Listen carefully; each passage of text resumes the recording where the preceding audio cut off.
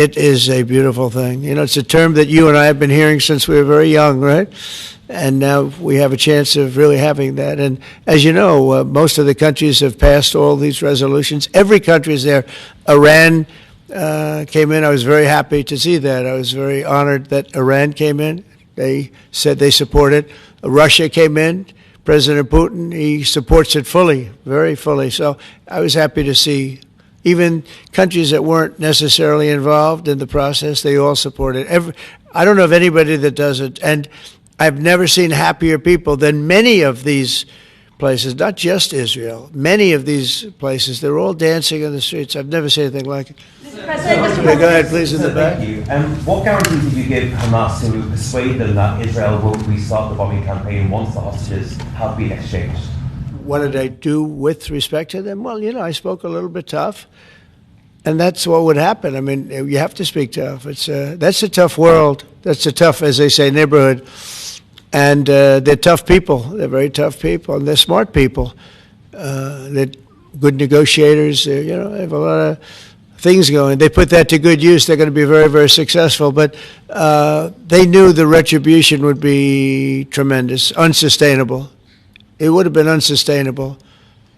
It would have been complete obliteration, and they didn't want that. And nobody wants it at this point. They want to get on with rebuilding the entire Middle East. It's not only Gaza. It's going to be the entire Middle East. They're going to be able to live in peace. Now we have some little hot spots, but they're very small. You know the ones I'm talking about. They're very small. They'll be very easy to put out. Those fires are going to be put out very quickly. Yes, ma'am. Thank you, Mr. President. Talking about the Middle East still, going to the phases that come after this first phase, is there consensus on the additional points in your plan, or are the details still being fine-tuned? I think there is consensus on most of it, and some of the details, like anything else, will be worked out, because you'll find out that when you're sitting in a beautiful room in Egypt, it's easy to work something out, but then sometimes it doesn't work from a practical standpoint. So certain little things, but for the most part, there's consensus, yes. Do you intend to hash that out when you're in Egypt? I might, yeah. I mean, I'll be there, because I'll be going to, I'll go to Cairo. I think that's where we're going, as opposed to the place of the signing. And we have a lot of leaders from all over the world coming, too. I know they've been invited. And then I'm coming back, I believe it's Tuesday night, for Charlie Kirk, a friend of mine, a friend of all of ours, a friend of a lot of the people right here. And we're giving him the Presidential Medal of Freedom, which is the highest honor you get outside of the Congressional Medal of Honor. One's military, one's civilian, but it's the greatest honor. And Erica's beautiful wife is going to be here, and a lot of people are going to be here. So, it's not easy for me to get back. It's a very quick trip, but I'll be making 2 major stops, and then I'll be on the plane trying to get back in time for Charlie. They're going to have a great celebration at the White House, in the East Room of the White House. Mr. President? Russell Vogt said the reductions in force have begun related to this shutdown. How many layoffs have you authorized for this first round, and from which agencies? And it will be Democrat-oriented, because we figure, they started this thing, so they should be Democrat-oriented. It'll be a lot, and we'll announce the numbers over the next couple of days, but it'll be a lot of people, all because of the Democrats. I mean, they want to give $1.5 trillion to people that came into the country illegally. More important than that, because we all have a big heart. We want people to be taken care of, but we have 0 people coming in. You know that, Glenn, right? That's a pretty impressive number, even for a successful governor. But we've had, for the last 4 months, 0 people coming in illegally. They're coming in, but they're coming in legally. They're coming in through a process that's really a really good process right now, because we want people to come in, but they have to come in legally. So what we're doing is, as these different groups come due, we're going to make a determination. Do we want them or not? And I must tell you, a lot of them happen to be Democrat-oriented. These are people that the Democrats wanted, that in many cases were not appropriate. We fought them at the time, and it was ultimately signed in. And some of these people, these are largely people that the Democrats want. Many of them will be fired. Yes, please, behind. The Nobel Peace Prize was announced this morning. Your thoughts? Which one? The Nobel Peace Prize. Your thoughts? Look, including a very big one, and I'm not sure, when you say big, it's certainly I think, to the mind of most, the most important deal ever made in terms of peace. But the one we just signed, it's been signed, sealed, and it's going to start taking place now. It's already started. Monday's going to be a very big day when the hostages come back. But I made 8 deals, transactions of wars. One was 31 years going on, 10 million people were killed. One was 34 years, one was 36, 37.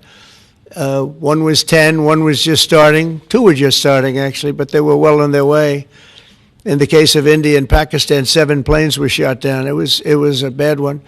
And I did it largely through trade. I mean, that one, numerous of them.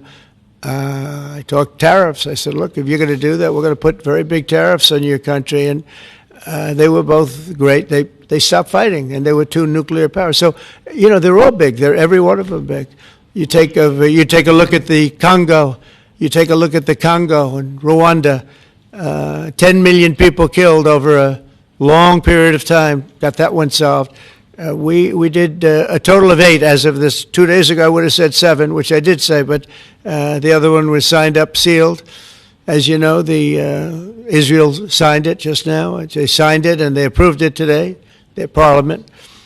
And it's a great honor to be involved with so many. So the person who actually got the Nobel Prize called me and said, I'm accepting this in honor of you because you really deserved it. A very nice thing to do.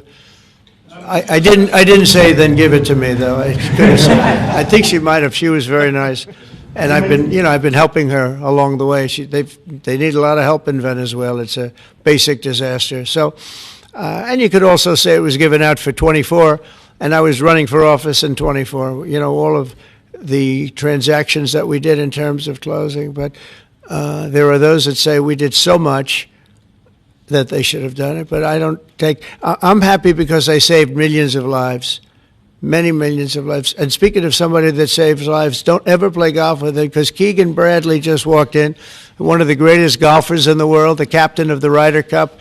And man, I'll tell you did a good job. You almost came back. I turned on. I said, I sort of turned off. It wasn't looking good. And then a little while later, I turned on. I said, you guys might make, that would have been the miracle. What a great job. He's respected by those golfers like nobody. And I just want to compliment you, Keegan. That was a incredible job. Right here, we have a lot of unfriendly fake news media, and he's not used to that. He's used to getting only good publicity, I think, Howard. These are all golfers, but you're some golfer, I'll tell you that, and some leader. Thank you very much. Great job. Thank you, Keegan. Mr. President, on China. Yeah, please. On immigration, ICE are making arrests, target arrests at courthouses in New York City and around the country. They're arresting criminals, that's right. Yeah, go ahead. I'm happy about it. I want them to arrest criminals. And if you take a look at D.C., a year ago, D.C. our great capital, was a very unsafe place. You know that. Some of you were mugged and talk openly about it. Some of the media was mugged. But right now, D.C. is one of the safest places in the whole country. The restaurants are booming. They're opening up new restaurants. The restaurants were all closing. Now you can't get into a restaurant. They're opening up new restaurants. It took 12 days for us. We sent in not politically correct military. We sent them in based on merit. We won the case in the Supreme Court. Everything now is based on merit. Our country was founded on things based on merit. Like Keegan Bradley's not going to be playing golf if he wasn't a great player. If he shoots lower scores, there's no more merit system than that one, Keegan, right? If you miss a putt, they don't say, oh, that's okay, let's take it again, do they? No, it's based on merit. Everything's based on merit.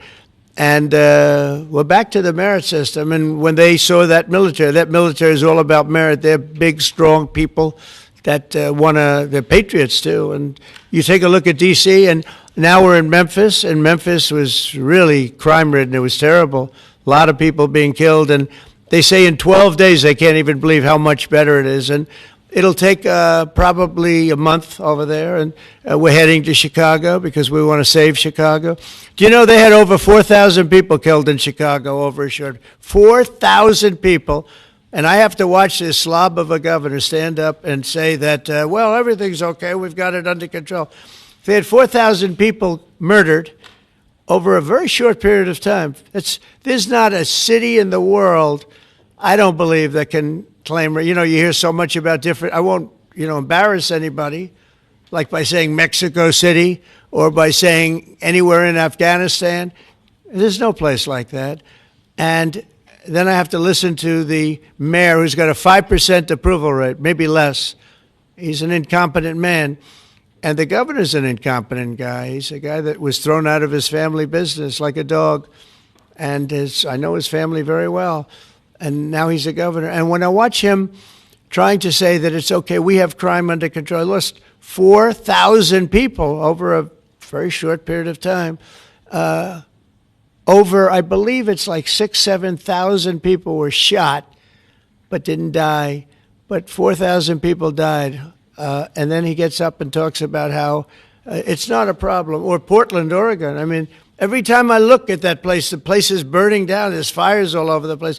When a store owner, there are very few of them left, but when a store owner rebuilds a store, they build it out of plywood, and they don't put up storefronts anymore. They just put wood up because they know it's going to be ripped down. And then I hear how wonderful it is. It's not wonderful. It's a disaster. That's almost an insurrection, that place. So we put our people in there, and they do the job, and they've really done the job. And the beautiful thing is we've done it.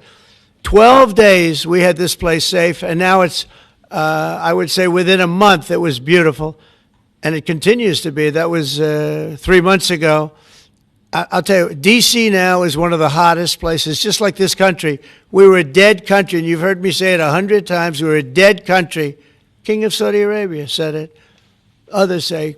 The Emir of Qatar said it. Many. UAE said it. The leader, great leader, UAE, all great leaders. They said effectively the same thing. 1 year ago, we had a dead country. Now we have the hottest country anywhere in the world. I just want to thank everybody, and I want to, in particular, thank AstraZeneca. What a great company you have. What a company you've built. You've been there a long time and done some job. It's an honor to have you. I assume you're going to build, so it's $4.5 billion for a plant. That's a pretty big plant, isn't it? I was going to say, could he make it a little bit more? Well, we have a couple of them where they're going to spend $65 billion on one plant, AI. All I know is it's, AI is based on information. I hope they're right about information. I don't know. You got to make a lot of money there's got to be a lot of information out there, but that seems to be pretty hot. But we have a lot. We're leading the world on information on AI, as you know, by a lot. It's not even close. So we're doing a job. And I want to thank everybody, but in particular, Pascal, thank you very much. It's a great honor. Thank you. Thank you very much. Thank you, everybody. Have a good time. Thank you, press. Thank you, press. Thank you, press. Let's go. Thank you. Thanks, guys. Thank you. Thank you, press. Thank you, press. Let's go. Let's go. Thank you, guys. Thank you, press. Right on this way. Thank you, press. Thank you. Let's go. Let's go. Thanks, guys. You need